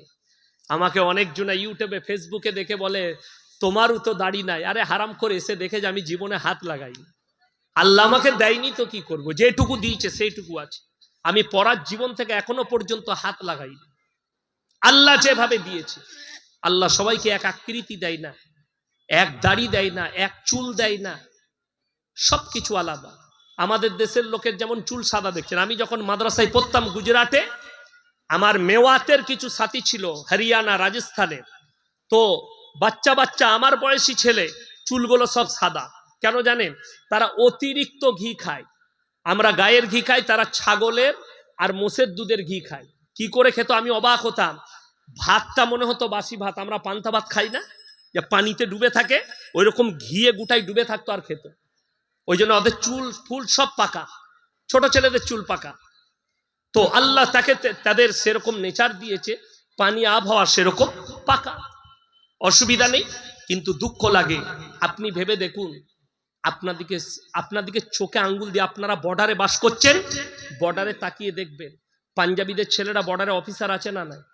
কথা বলেন, পাঞ্জাবিরা চাকরি করে না? পাঞ্জাবিরা যারা ডিফেন্সে চাকরি করছে, মুখেতে দাড়িও আছে, মাথায় পাগড়িও আছে। ঠিক বললাম না ভুল বললাম? পুলিশের চাকরি করছে, যাদের কাছে ইউটিউব বাজার গুগল আছে, খুলে দেখলেন পাঞ্জাব পুলিশ লেখেন, পাঞ্জাবের ডিজি, পাঞ্জাবের আপনার ডিআইজি, পাঞ্জাবের আইসি, সবারই মুখে দাড়ি, মাথায় পাগড়ি আছে। ওদের দাড়িতে হাত দিলে আর পাগড়িতে হাত দিলে সব থেকে প্রথমে তার গর্দনটা চালিয়ে দিবে। কেন? ধর্মতে আঘাত মানবে না। অথচ আল্লামা ইকবাল লিখেছেন, ইস ঘর কো আগ লাগি ঘর কি চিরাগ সে। মুসলমান, তোমরা নিজেদের ঘরে নিজেরা আগুন ধরিয়েছো। আজকে ভেবে দেখলেন, রাসূলের সুন্নাত দাড়ি রাখাটা পুরুষের বহিঃপ্রকাশ, অথচ মুসলমান 80% দাড়ি চাচে। আপনি সরকারকে দায়ী করেন, দাড়ি চাচার জন্য সরকার দায়ী নয়। একটা অফিসারের দাড়ি চেঁচেছে যোগী আদিত্যনাথ, যে দাড়ি কাটো তারপরে তুমি যোগ দিবে। এটা থানার বড়বাবু উত্তরপ্রদেশে। গোটা ভারতের মুসলমানরা বলেছে যোগী মুসলমানের দুশ্মন। আমি তোমাদের কাছে জানতে চাই, একটা পুলিশ অফিসারের দাড়ি চেঁচে সে যদি মুসলমানের দুশ্মন হয়, 80% মুসলমান সেলুনে বসে নিজের দাড়িগুলো নিজে থেকে চেঁচে দেয়, এরা কার দুশ্মন? আমি তো আপনাদের কাছে জানতে চাই। কোন মুসলমান যদি সেলুনের ব্যবসা করে, দাড়ি চাজলে তার ব্যবসা হারাম। কথাটা বুঝতে পেরেছেন না পারেননি? দাড়ি চাজলে, দাড়ি চেঁচে যে টাকাটা পাবে হারাম, সেই ইনকাম হারাম। লেখে নিয়ে যান। আজকে মুসলমান হারাম হালালের বিচারটাই করতে পারেনি, তার কারণ দ্বীনি শিক্ষা নেই। এই যে বাচ্চাগুলোকে দেখলেন যাদের হাতে কোরআন তুলে দেওয়া হলো, এই মাসুমগুলো, এরা যখন মা হবে, এদের সন্তানরা দ্বীনি শিক্ষায় শিক্ষিত হবে। এরা এই আদর্শবান মা হবে, নিজের সন্তানকে আদর্শ দিবে। যতগুলো মা বোন বসে আছেন, পুরুষদের থেকে একটা বাচ্চাকে তৈরি করার দায়িত্ব বেশি একটা মায়ের। মায়ের কাছে বাচ্চা সময় বেশি কাটায়। একটা বাপের দায়িত্ব তার আখলাক আর চরিত্র সন্তানদের কাছে ঠিক রাখা, তার পোশাক আশাক আখলাক। আপনি ফজরের নামাজ পড়তে যাচ্ছেন মসজিদে, সুন্নতটা বাড়িতে পড়লেন, বিবি যদি বেনামাজি হয় আপনার নামাজ দেখে তার উপরে আসর পড়বে। আপনি এসার নামাজ বাড়িতে পড়েছেন, সুন্নতটা বেতেরটা বাড়িতে পড়ুন, আপনার সন্তান বেনামাজি, আপনার নামাজ থেকে তার উপরে আসর পড়বে। তার কয়েকটা নমুনা পেয়েছি করোনার সময়। মসজিদগুলো বন্ধ ছিল না করোনার সময়, বিশেষ করে যেগুলো টাউনশিপে। আমার একদম হাই রোডের ওপরে বাড়ি, বর্ধমান টাউন থেকে 30 কিলোমিটারের ওপরে, একবারই দিল্লি রোডের ওপরে আমার গ্রাম। আমার মাদ্রাসা, বড় মাদ্রাসা, আমার মসজিদ একটাই, মসজিদে যেতে পাবে না। 5000 বসতির গ্রামে একটাই মসজিদ আছে, কোনো ওয়াক্তিয়া মসজিদ কোনো পাড়া নেই, একটাই সমাজ। কতটা মিল মহব্বত হতে পারে গ্রামের মানুষের, বুঝলেন তো? বাড়িতে নামাজ পড়ছি আমরা, আমার আব্বাজি বললে বাড়িতেই আমরা তারাবি পড়বো, বাড়িতেই নামাজ পড়বো। তো আমি মাঝে মাঝে বাড়িতে নামাজ পড়তাম।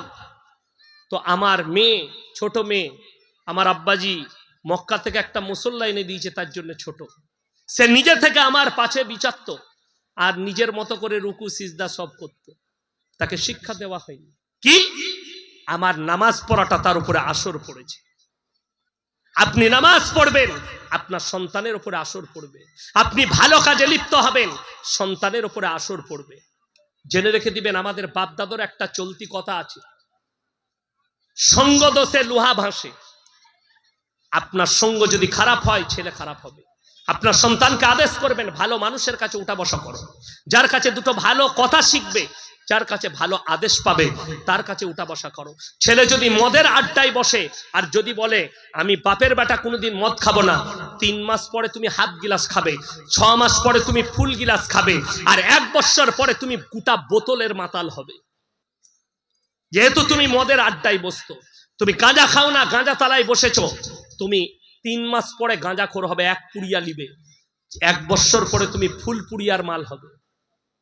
বিড়িখোরের কাছে বসছো, তুমি 6 মাস পরে বিড়িখোর হবে। গুটকা খারের সাথে উঠা বসা করছো, তুমি 1 বছর পরে গুটকা খাবে।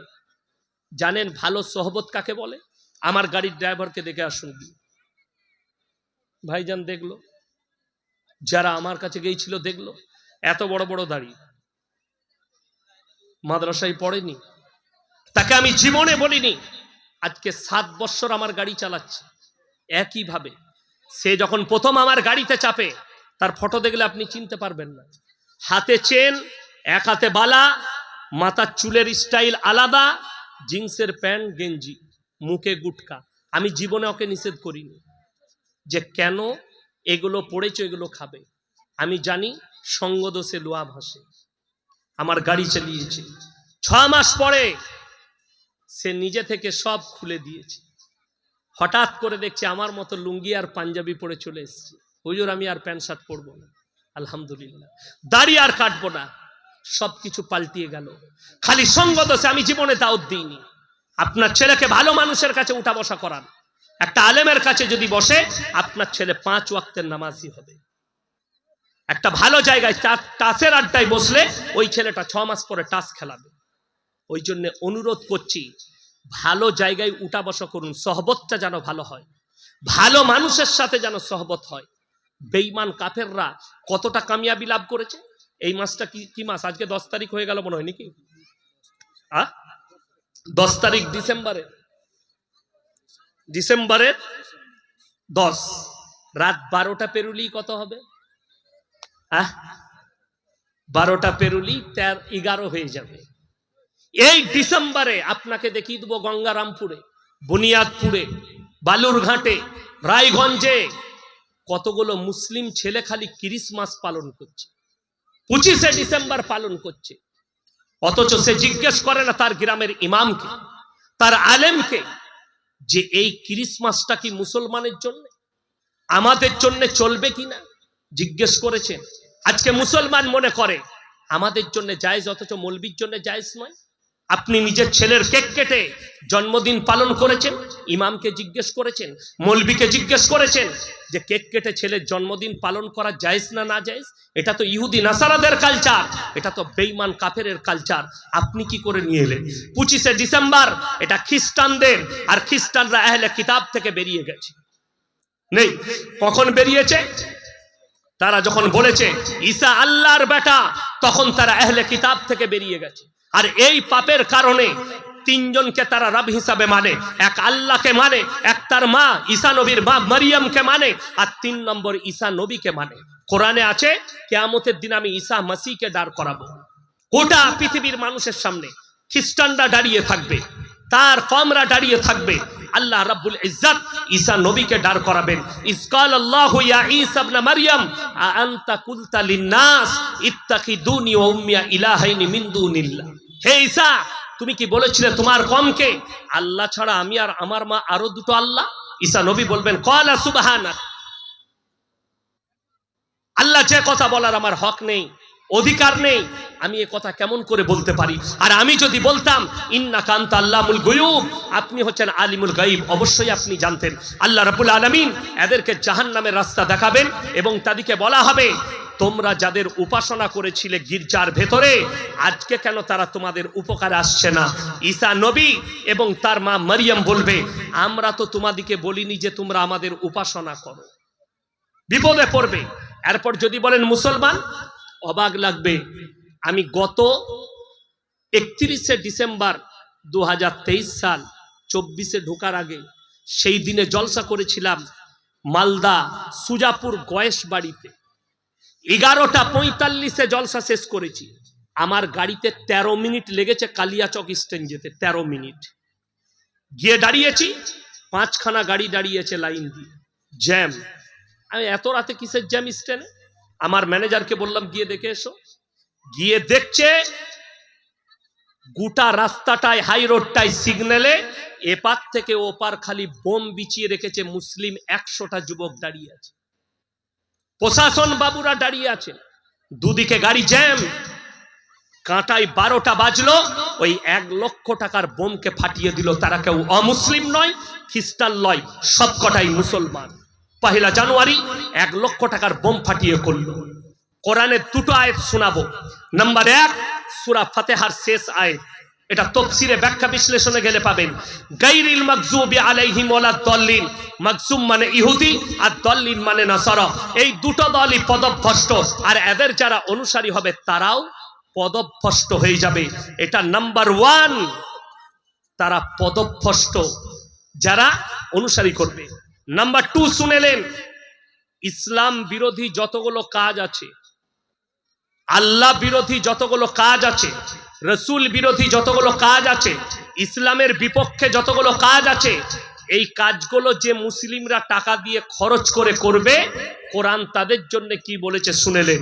ইন্নাল মুবাদ্দিরিনা কানু ইখওয়ানাশ শায়াতিন ওয়া কানাশ শাইতানু লিরাব্বিহি কাফুরা।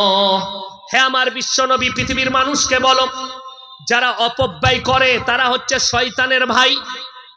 শয়তান জান্নাতি না জাহান্নামী? বাবা জাহান্নামী। তার ভাই যে হবে সে জান্নাতে যাবে? কথা বলেন, জান্নাত পাবে না। আল্লাহ কোরআনে বললে যারা অপব্যয় করে, আল্লাহ বিরোধী কাজে যারা টাকা খরচ করে, ইসলাম বিরোধী কাজে যারা টাকা খরচ করে, রসুলের বিরুদ্ধে আচরণে যারা টাকা খরচ করে, ইসলামের বিপক্ষে যারা টাকা খরচ করে, এরা হচ্ছে শয়তানের ভাই। এরা জান্নাতের খুশবু পর্যন্ত পাবে না। লেখেলেন। আমি অনুরোধ করে যাচ্ছি, আমাদের সন্তানরা আপনাকে দেখিয়ে দেবো, এই এলাকায় দেখিয়ে দেবো, 1 জানুয়ারি মুসলিমদের ছেলেরা ফিস্টি করতে যায় না? যায় না বাবা? কথা বলেন। তুমি কোথা থেকে পেলে? আপনি বলতে পারবেন? আপনারা ঈদের নামাজ পড়েন না? পড়েন না? পড়েন। খ্রিস্টানরা আসে ঈদের নামাজ পড়তে, ইহুদিরা আসে। তুমি দাওয়াত দিতে গেলে তোমার মুখে পেশাব করবে তারা, তোমার দাওয়াত কবুল করবে না। তোমার ঈদে আসে না, তোমার বকরা ঈদে আসবে না, তোমার রোজার ইফতারিতে আসবে না। তোমার ধর্মকে সে ঘৃণার চোখে দেখে, তোমার রসুলকে ওই খ্রিস্টানরা গালি দেয়, তোমার মুহাম্মদ সাল্লাল্লাহু আলাইহি সাল্লামকে ইহুদিরা গালি দেয়, নাসারারা গালি দেয়। অথচ আমরা ঈসা মসিহকে গালি দিতে পারবো, আমরা মুসা নবীকে গালি দিতে পারবো না, আমরা ইউসুফ নবীকে গালি দিতে পারবো না, আমরা দাউদ নবীকে গালি দিতে পারবো না। কেন? আল্লাহ রাব্বুল ইজ্জত কোরআনে বলেছেন, ওয়ান নবিয়্যিন, আমার যতগুলো নবী পয়গম্বর আমি পাঠিয়েছি, এদের উপরে তোমাদেরকে বিশ্বাস আনতে হবে যে এরা আল্লাহর পয়গম্বর। এটা মুমিনদের আখলাকের মধ্যে আল্লাহ একটা আখলাক জুড়ে দিয়েছে। এরপর আপনি ভেবে দেখুন, আপনি 1 জানুয়ারি পালন করছেন, আপনি পদভ্রষ্ট, আপনার সন্তান পদভ্রষ্ট। একদম বেঈমান কাফেররা তো ঠান্ডা মাথায় চেয়েছে। আপনাকে দেখিয়ে দেবো, আমার এখানে এই মজমায় যারা স্কুল পড়ুয়া, কলেজ পড়ুয়া ছেলে মেয়ে আছেন, তাদেরকে অনুরোধ করে বলে যাচ্ছি, আমার কচিকাঁচা ভাই বোন, কান খুলে শুনে নাও। বেঈমান কাফেররা ঠান্ডা মাথায় তোমাকে দিয়ে জিনা করাচ্ছে, তুমি অনুভব করতে পারো। তারা নাম রেখেছে ভ্যালেন্টাইন ডে 14 ফেব্রুয়ারি, কাজ হচ্ছে জিনা করা। তারা নাম রেখেছে রোজ ডে, কাজ হচ্ছে জিনা করা। তারা নাম রেখেছে চকলেট ডে, কাজ হচ্ছে জিনা করা। তারা নাম রেখেছে কিস ডে, কাজ হচ্ছে জিনা করা। আপনার জানা নেই, ভারতের সুপ্রিম কোর্ট রায় দিয়েছে, ভারতে পরকিয়া লিগেল। ভারতের সুপ্রিম কোর্ট রায় দিয়েছে সমকামী লিগেল। আর রসুলের হাদিস, আখরি জামানায় বর্বরতার যুগের পাপগুলো মডেলিং বলে ফিরে আসবে। আপনাকে বেঈমান কাফেররা কত ঠান্ডা মাথায় আপনাকে পাপে লিপ্ত করছে শুনেলেন। আল্লাহ রসুলের হাদিস আছে, বুখারী শরীফের হাদিস, টাকনুর ওপরে পুরুষরা কাপড় পরবে, যে পুরুষ টাকনুর নিচে কাপড় পরবে ওই অঙ্গগুলো আল্লাহ জাহান্নামের আগুনে জ্বালাবেন। বেঈমান কাফেররা যতগুলো প্যান্ট তৈরি করেছে পুরুষদের জন্য, সব টাকনুর নিচে। ঠিক বললাম না ভুল বললাম? অনেক আমাদের যুবক নামাজ তো পড়ে, মসজিদে ঢুকে প্যান্টটা গুটিয়ে নামাজ পড়ে। ঠিক বললাম না? আচ্ছা, কোন মৌলবি যদি আমাকে দলিল দিতে পারে হাদিস থেকে যে প্যান্ট টাকনুর নিচে পড়া যাবে, খালি নামাজের সময় উঠানোর কথা বলেছে, আমি জীবনে আর বক্তব্য দেব না। অল টাইম হারাম টাকনুর নিচে কাপড় পরা, এটা রসুলের স্পষ্ট বুখারী শরীফের সহিহ হাদিস। যে পুরুষ টাকনুর নিচে কাপড় পরবে সে হারাম কাজ করলো। আর মারাত্মক 2টো দলিল, একটা হচ্ছে তার মধ্যে হাদিসের ব্যাখ্যা লিখতে গিয়ে মুফাসসিরিনরা লিখেছেন, 1 নম্বর, টাকনুর নিচে কাপড় পরলে মনের মধ্যে অহংকার জাগে, তাকাব্বুর আসে। আর রসুলের হাদিস আছে, যারা অহংকারী হবে, জমিনের ওপরে যারা অহংকার করবে, তারা জান্নাতের খুশবু পর্যন্ত পাবে না। ওই জন্যে ইলমের, জ্ঞানের, টাকার, সম্পদের, শক্তির, রাজত্বের কোনো কিছুর অহংকার তোমরা জমিনের ওপরে করো না। কেন? গোটা পৃথিবীর সব থেকে বড় শক্তিশালী তিনি হচ্ছেন রব্বুল আলামিন। আর আমাদের জান কার কবজায় আছে? রাজা বলুন, বাদশা বলুন, পুলিশ বলুন, অফিসার বলুন, নেতা বলুন, মন্ত্রী বলুন, আমাদের জান আল্লাহর কবজায় আছে। তাহলে আপনি কোন হিসাবে বলেন যে আমি অবশ্যই অবশ্যই পেরিয়ে যাব, জান্নাতে যাব? আপনাকে বলে দিই, গত বছরে, পানিটা দেন তো ভাই, আমি গত বছরে মুম্বাই যাচ্ছি, কলকাতা এয়ারপোর্টে দাঁড়িয়ে আছি, বোর্ডিং পাস করাচ্ছি, সকাল 6:30 বাজছে, 8:30টায় ফ্লাইট আছে, চাপবো, দাঁড়িয়ে আছি, আমি বোর্ডিং পাস করাচ্ছি। তো আমার সামনে গোটা 50 জন লাইনে আছে, আমি পেছনে আছি। আমার সামনে একটা যুবক আছে, বিহারিদের যুবক, মুসলিমদের। তো আমি প্রথমে জানতাম না মুসলিমদের, কিন্তু এমন একটা প্যান্ট পরেছে, আমি পেছনে আছি, আমার হাতে ট্রলি ব্যাগ আছে, আমি ধরে আছি, তো মনে হচ্ছে যেন প্যান্টটা খুলে পড়ে যাবে। আমি তাকে বললাম, ভাইয়া থোড়া উপর কর লো না, তো পিছে গড়বড়ি হয়ে যায়গে, খুল যায়গে। আমাকে কি উত্তর দিচ্ছে জানেন? হজরত ये ডিজাইন है। সালা হিসাব ডিজাইন কা পয়সা প্যান্ট নিকাল গেয়া। এরপর ভেবে দেখুন, এই প্যান্টটা পরে যদি ও নামাজ পড়তে কোনো মসজিদে ঢুকে, তার পেছনে যে থাকবে তার আর নামাজ হবে? ও তো সিজদায় গেলেই পেছনে যে আছে সে আলী বাবার গুফা দেখতে পাবে, নামাজ তো ওইখানেই শেষ, হারাম হয়ে গেল। ওই জন্য ইউনিফর্ম খুবই প্রয়োজন। এই মৌলবীরা পাগল হয়ে যায়নি যে পাঞ্জাবি গুলো পড়েছে। এই ইউনিফর্মটার দাম কত জানেন? এই ইউনিফর্ম পরে নামাজ পড়লে শরীরের একটা অংশ বেরোবার ভয় নাই। ভয় আছে? আপনি গেঞ্জি পরে নামাজ পড়ছেন, আপনার কোমর বেরিয়ে যেতে পারে। আপনি প্যান্ট পরে নামাজ পড়ছেন, টান খেয়ে পাছাটা বেরিয়ে যেতে পারে। ঠিক বললাম না ভুল বললাম? কিন্তু ইউনিফর্ম যদি থাকে, লম্বা জামা, পায়জামা কিংবা প্যান্টটা টাকনুর ওপরে শরীয়তসম্মত যদি প্যান্ট হয়, তাহলে বেরুবার কোনো ভয় নাই। ওই জন্য যদি আপনার মনে হয় আমি অফিসে চাকরি করি, আমাকে প্যান্ট শার্ট পরতে হয়, আপনি আপনার ব্যাগেতে পাঞ্জাবি একটা রেখে দেন, যখন নামাজ পড়বেন পাঞ্জাবিটা পরে উজু করে নামাজটা পড়ে নিলেন, আবার খুলে রেখে দিলেন, নামাজটা সেই হলো আপনার। পেছন বেরোবার ভয় নাই, বেরিয়ে গেলেও কোনো অসুবিধা নাই, যেহেতু পাঞ্জাবি ঢাকা আছে। মহিলাদের জন্য যেমন হাদিসে ওই জায়গায় আছে, মেয়েরা টাকনুর নিচে কাপড় পরবে। যে মহিলারা টাকনুর ওপরে কাপড় পরবে এটা হারাম। আর আজকে বেঈমান কাফেররা এমন এমন সালোয়ার তৈরি করেছে, সব মেয়েরা সব এইখানে কাপড় পরছে। ঠিক বললাম না ভুল বললাম? সালোয়ার গুলো সব এখানে। অনেক মেয়ে আবার কালো সুতো বাঁধছে পায়ে। জিজ্ঞেস করুন কেন? বলছে এটা হুজুর বলেছে, লজল লাগবে না। তোর হুজুরও মার খাবে, তুইও খাবি, লজল লাগবে না। গলায় দড়ি বাঁধা, জীবনে মরবি না। ওই মহিলারা ওই পা বার করার কারণে জাহান্নামে যাবে। কারণ কি? এর ব্যাখ্যা হচ্ছে, ওই পাটা দেখে যতগুলো পুরুষের মনে, নফসের মধ্যে জিনা জাগবে, সমস্ত পাপগুলো মহিলার ঘাড়ে চাপবে। ওই জন্য মহিলা দিকে ঢাকতে হবে। এটা রাসূলের হাদিস। পর্দার একটা বড় চ্যাপ্টার দিয়েছে, ওয়াদরিব খুমুরিহিন্না আলা জুনুবিহিন। আজকের মেয়েরা কচিকাচারা 2 দিন স্কুলে পড়ে, কোরআন হাদিসের জ্ঞান অর্জন না করে, সব থেকে বড় চুরি করেছে কিছু শিক্ষিত লোক, রাসূলের নাম দিয়ে মিথ্যা হাদিস বলে কিছু কথা চালিয়ে দিয়েছে। আর আমাদের কমের লোক জেনে গেছে এগুলো হাদিস। আপনারা অনেক জলসায় শুনেছেন, আগে শুনতেন কি, এখন কিছু মৌলবি বলা বন্ধ করেছে আমরা বলার পরে। কি? আল্লাহর নবী বলেছেন শিক্ষার জন্য তোমরা চীন দেশে পাড়ি দাও।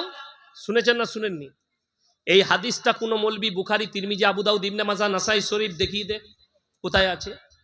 মিথ্যা নবীজির উপরে তহমত।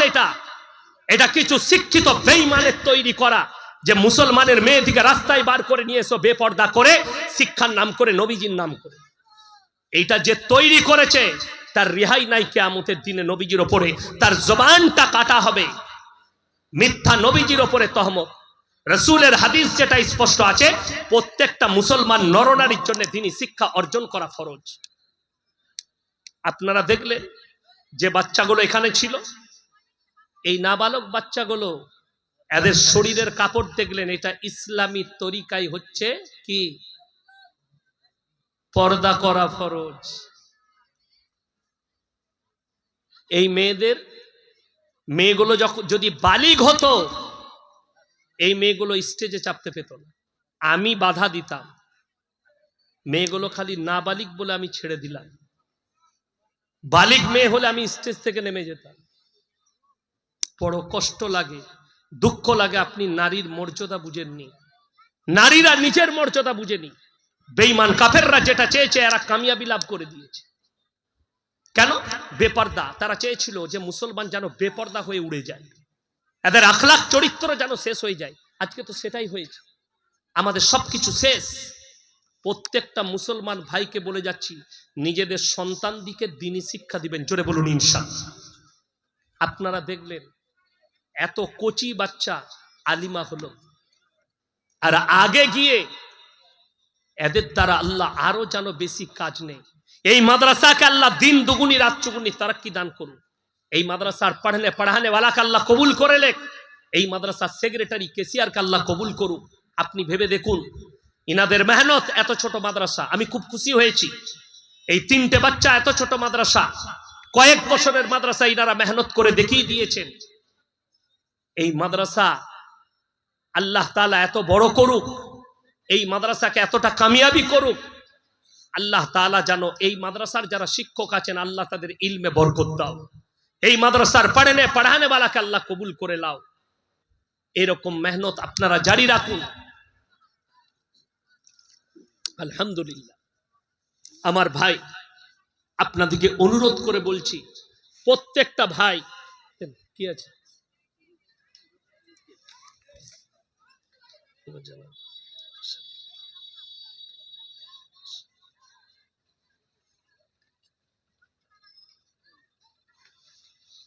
এই প্রশ্ন আমাকে করেছে, ইউটিউবে আমার উত্তর দেওয়া আছে। আমার চ্যানেল মোল্লা আব্দুল হালিম অফিসিয়াল খুলে নেবেন, উত্তর দিয়ে আছে, দাঁত ভাঙা উত্তর। কন্ট্যাক্ট করে জলসার দাওয়াত নেওয়া কোরআন ও হাদিসের মতে কি, এইটার উত্তর পেয়ে যাবেন। কোনো স্কুলের মাস্টার 4 ঘন্টা পড়িয়ে 70,000 টাকা বেতন নেওয়া কোরআন হাদিসের পক্ষে কি, এটা জানিয়ে দিলেই এই উত্তরটাও পেয়ে যাবে। কেউ আছেন বাপের বেটা 4 ঘন্টা স্কুলে পড়িয়ে বেলা 11টায় ঢুকে 3টেই ছুটি, 11টা 12টা 1টা 2টো 3টে, 5 ঘন্টা পড়াচ্ছে, 70,000 টাকা বেতন নাই। টিউশন মাস্টার ফ্রি পড়াই না পয়সা লাই? কথা বলবেন, কথা বলবেন। পয়সা নাই না? নাই না, ফ্রি। আচ্ছা, দিনের দাওয়াত করার জন্যে আপনি বলে দিই, আমি 1 টাকা নেব না। আপনাদের দক্ষিণ দিনাজপুরে একটা বড় মাদ্রাসা, আমি নাম করব না, তারা কষ্ট পাবে। 2 বছর আগে আমাকে জলসা করিয়ে 1টা টাকা দেয়নি। আমার ড্রাইভার ম্যানেজার বসে আছে, 1 টাকা দেয়নি। আমি 700 কিলোমিটার নিজের টাকায় এসছি, নিজের টাকায় গেছি। যদি প্রমাণ নেন, ডায়েরি খুলে তাদের নম্বর পর্যন্ত দিয়ে দেব। সেই মাদ্রাসার হেড মোল্লা পর্যন্ত ফোন তুলে নিয়ে আবার দেখা করেন। মুর্শিদাবাদে জলসায় গেছি, 240 কিলোমিটার চলে এসেছি আমার বাড়ি থেকে। ফোন করছি, 1 টাকা পাঠাই নাই। কোন দিকে ঢুকবো? বলছে হুজুর জলসাটা হবে না। 500 কিলোমিটার রাস্তা খরচটা কে দিবে? যাদের মনে হচ্ছে কন্ট্রাক্টরে কেন পয়সা নিচ্ছেন। একটা বক্তা নদিয়ায় গেছে গত বছর আমার সঙ্গে, আব্দুল্লাহ বুখারী, জলসা করার পরে আমার গাড়িতে তাকে পলাশিতে ছেড়েছি, 1 টাকা দেয় না। মাদ্রাসার জলসা। যদি আব্দুল্লাহ বুখারীর সঙ্গে দেখা হয় কারো, জিজ্ঞেস করে নেবেন যে ইয়াসিন ভাই বলে গেছে মিথ্যা না সত্য, সে শুনিয়ে দিবে কাহানি। আজকে বড় কষ্ট লাগে, মানুষের ইনসাফ না থাকার কারণে বক্তাদিকে কন্ট্যাক্ট করতে হচ্ছে। ইনসাফ না থাকার কারণে আপনি নিজের ইমামকে ইনসাফ করতে পারেন না, তা বক্তাকে কি করে করবেন? আপনার ইমামকে ইনসাফ করতে পেরেছেন? একটা রাজমিস্ত্রি বেতন নাই প্রত্যেকদিন 500 টাকা, একটা লিভারের বেতন 400 টাকা, আর আপনি ইমামকে দিনে 100 টাকা বেতন দেন। লজ্জা লাগে না? শরম লাগে না? যে 24 ঘন্টা আপনার মসজিদে ডিউটি দেয়, তাকে আপনার 100 টাকা বেতন দিতে লজ্জা শরম আছে? সেদিন এক জায়গায় গেলাম, নাম করব না, তারা ইমামকে বেতনই দেয় না 24 পরগনায়, বলে ভাতা দিচ্ছে সরকার, ওইটাই হয়ে গেল। তাদের নামাজ হবে নাকি আপনি বলুন? আরে বেশিরভাগ মসজিদের আজানটাই সহি হয় না। কেন জানেন? পেটে ভাতে মুয়াজ্জিন রেখেছে, চাচার কাজ করতে পারে না। গ্রামে চাচা খালি নামাজ পড়ে ঘরে যায়, বলছে চাচা গো তুমি মসজিদটা ঝাড়ু দিবে আর একটু আজানটা দিবে, কিন্তু পয়সা দিতে পারবো না, খালি দুবেলা তুমি খাবে, সকালে চা, দুপুরে ভাত, রাতে ভাত। চাচা দেখলে এমনি তো ইনকাম নাই, কাজ করতে পারবো না, তো এটাই ভালো। চাচার আজান কি? ফজরের সময় আজান দিচ্ছে, আল্লাহু আকবার আল্লাহ।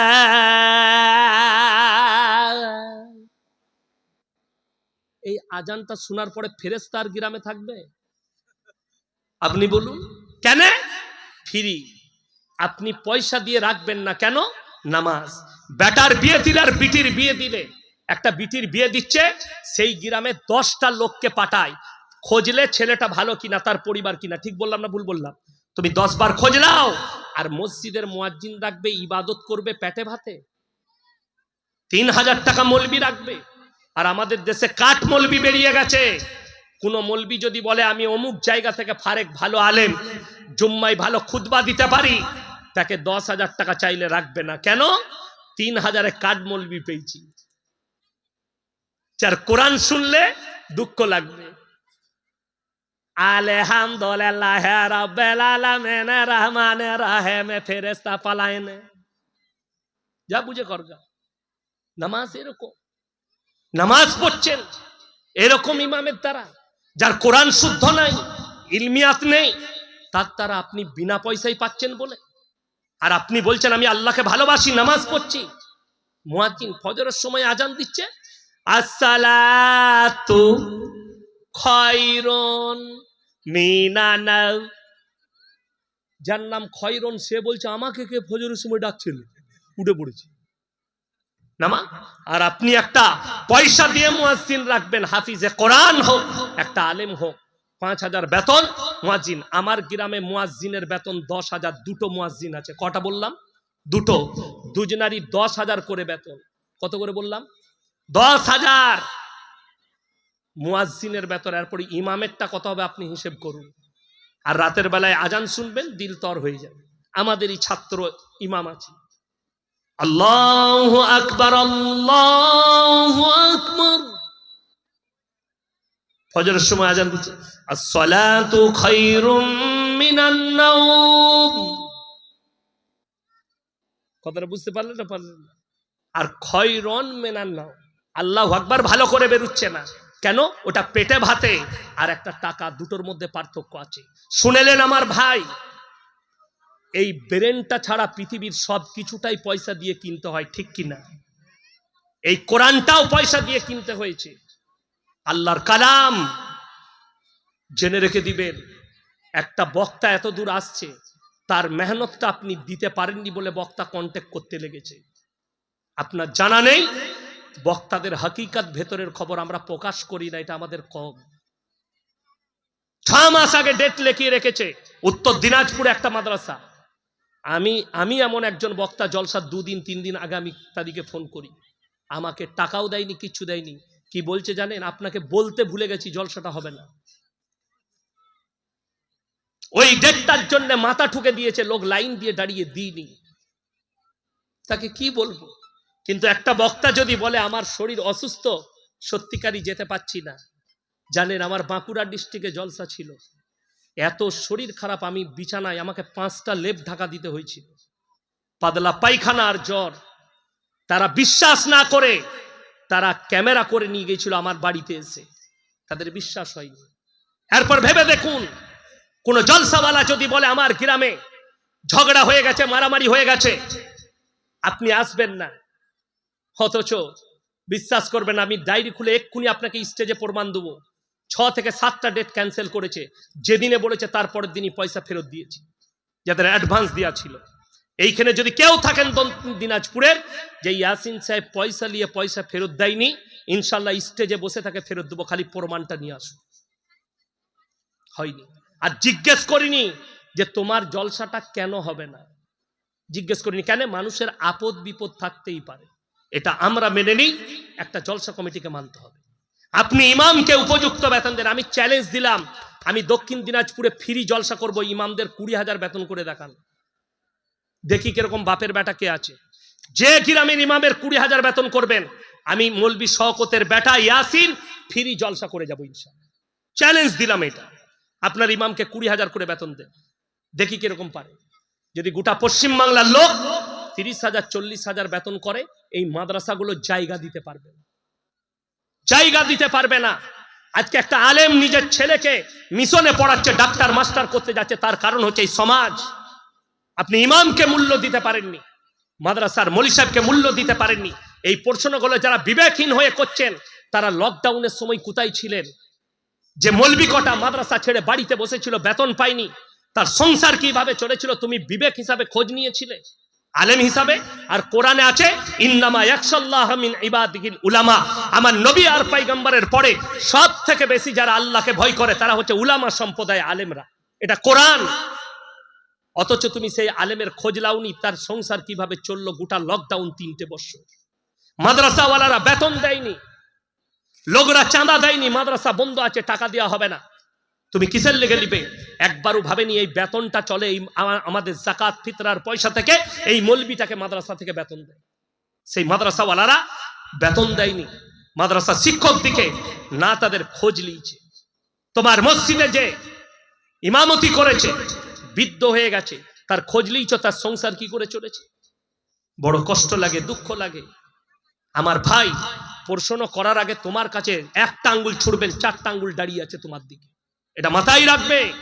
একটা আঙ্গুল ছুড়বে, 4টা আঙ্গুল তোমাকে ইশারা করছে।